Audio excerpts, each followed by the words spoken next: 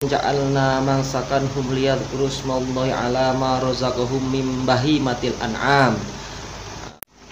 Assalamualaikum warahmatullahi wabarakatuh. Pemirsa, kembali lagi bersama saya Kang Akbar Ngerit Vlog. Pada malam hari ini jam setengah 12, jam 12 kurang 10 menit, jam 12 tepat, saya istirahat sejenak habis lembur ngoreksi ujian anak SMP maksudnya. Pada kali ini saya ingin menyempatkan diri buat konten masalah yang kaitannya dengan kambing. Akan tetapi ini agak berbeda pemirsa. Saya ingin mengupas sedikit tentang masalah kurban. Kurban ini pasti ada kaitannya dengan kambing, sapi, kerbau, dan unta. Cuma yang ada di Indonesia ini adalah hewannya kambing, sapi, dan kerbau.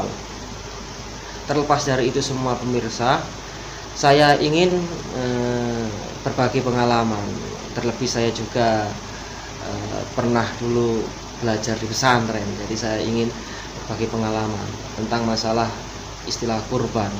Kurban ini sebenarnya pemirsa diambil dari bahasa Arab, yaitu koroba yakrobu kurban atau koroba yakrobu kurban strip kurbanan, artinya mendekatkan diri atau dekat.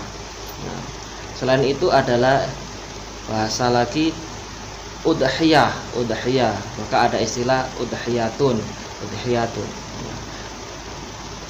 Nah, secara istilah bahasa, kurban adalah suatu sembelihan atau hewan yang disembelih yang diniatkan untuk ibadah kepada Allah pada waktu tertentu dan pada masa tertentu, diberikan kepada orang-orang tertentu. Nah, seperti itu pemirsa. Ada beberapa ulama yang memberikan sebuah definisi, seperti contoh Imam Khatib Syarbini itu dalam kitab Muhnil Muhtaj itu memberikan sebuah definisi. Kurban adalah suatu ibadah, tepatnya yang digunakan yang digunakan sebagai sarana umat Islam untuk mendekatkan diri kepada Allah. Kurban itu adalah ritualnya, dan sedangkan udhiyah itu hewan sembelihannya. Nah, kita akan membahas masalah udhiyah. Udhiyah itu adalah menurut definisi Imam Khatib Syarbini, hewan yang disembelih pada pagi hari yang diperuntukkan atau diniatkan untuk Allah Subhanahu wa taala atau untuk mendekatkan diri kepada Allah Subhanahu wa taala. Terus ada definisi lain menurut ulama yang bernama Imam Abdurrahman Al-Jaziri. Nah, kurban yaitu suatu ibadah atau udhiyah, suatu hewan yang disembelih pada hari raya Idul Adha, baik itu seseorangnya itu sedang berhaji atau tidak. Diperuntukkan Allah Subhanahu wa taala dalam tanda kutip, yaitu bertakarrub atau mendekatkan diri kepada Allah Subhanahu wa taala. Juga ada definisi lain adalah salah satu ulama kontemporer, yaitu Syekh Wahab Az-Zuhaili, berpendapat bahwasanya kurban atau udhiyah itu adalah suatu hewan yang disembelih berbentuk hewan tertentu pada waktu tertentu untuk Allah Subhanahu wa taala, untuk beribadah kepadanya. Maksudnya seperti itu. Juga ada seorang ulama dari Indonesia, Ahmad Taswin, memberikan sebuah definisi bahwasanya kurban atau udhiyah itu adalah suatu ibadah, sarannya adalah berupa hewan yang disembelih pada pagi hari pada awal Idul Adha, yaitu tanggal 1, 2, 3 Zulhijjah. Cara menyembelihnya menggunakan pisau yang tajam, tidak boleh menggunakan taring atau benda yang tumpul. Seperti itu pemirsa, pengertian sekilas tentang masalah kurban. Tadi Asalah korban itu adalah mendekatkan diri kepada Allah. Fungsinya mendekatkan diri kepada Allah. Apa sarananya? Udhiyah, hewan kurban, berbarengan pada ritual ibadah haji, namanya Idul Adha. Itu juga berkaitan dengan masalah dalil atau semacam dasar yang menjadikan syariatnya kurban atau Idul Adha, penyembelihan hewan, itu ada beberapa ayat Al-Quran dan sunnah Nabi atau hadis Nabi. Yang pertama adalah surat Al-Hajj. Surat Al-Hajj itu ayat 43 kalau nggak salah. Ayat 43 yang berbunyi seperti ini, insyaallah. Walikulli ummatin ja'alna mansakan hum liyadhkuru smallahi ala ma razaqahum min bahimatil an'am. Fa ilahukum ilahu wahid falahu aslimu wa basyiril mukhbitin. Dan pada setiap umat-umat itu disyariatkan untuk kurban. Fa ilahukum ilahu wahid, maka Tuhanmulah yang Maha Esa. Falau aslimu, maka kamu berserah dirilah kepadanya.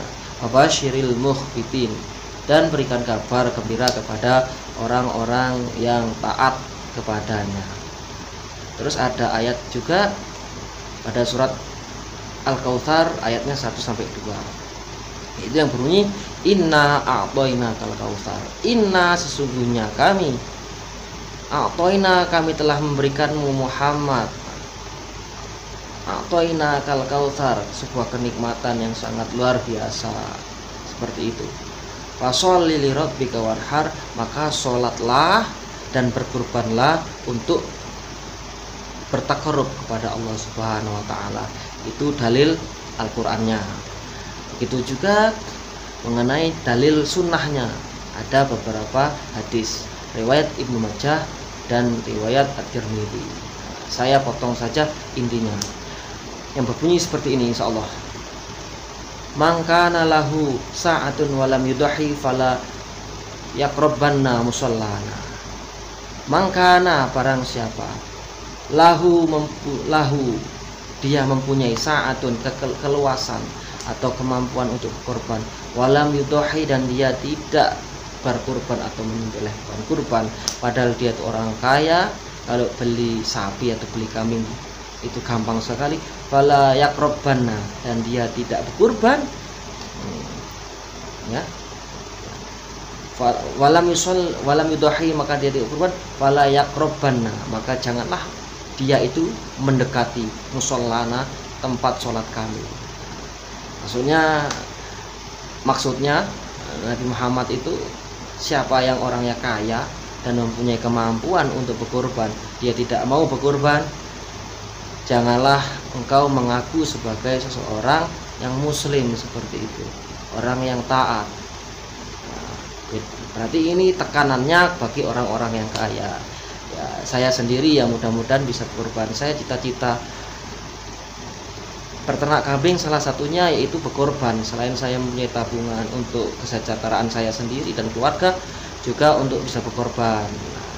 Juga ada hadis yang lain, saya potong juga. Intinya, naharna ma'a Rasulillah sallallahu alaihi wasallam bil Hudaybiyati al badanata an sab'atin wal baqarata an sab'atin. Itu rawahu At-Tirmidzi. Kami berkurban bersama Rasulullah sallallahu alaihi wasallam pada perjanjian Hudaybiyah. Untuk unta diperuntukkan 7 orang dan sapi diperuntukkan untuk 7 orang. Itu dalil-dalil yang melatar belakangi adanya syariat kurban. Terkait masalah hukum-hukumnya ada beberapa pendapat ulama. Ada yang mengatakan sunnah muakkad, ada yang mengatakan sunnah saja. Oke. Untuk masalah pembahasan masalah sunnah dan perbedaan-perbedaan terkait masalah hukumnya akan kita bahas di video selanjutnya. Oke pemirsa, segini dulu. Tunggu video selanjutnya terkait masalah hukum berkurban. Jangan lupa kalau ini manfaat, di like, di komen, di subscribe. Kalau tidak manfaat, abaikan saja. Saya akhiri. Assalamualaikum warahmatullahi wabarakatuh.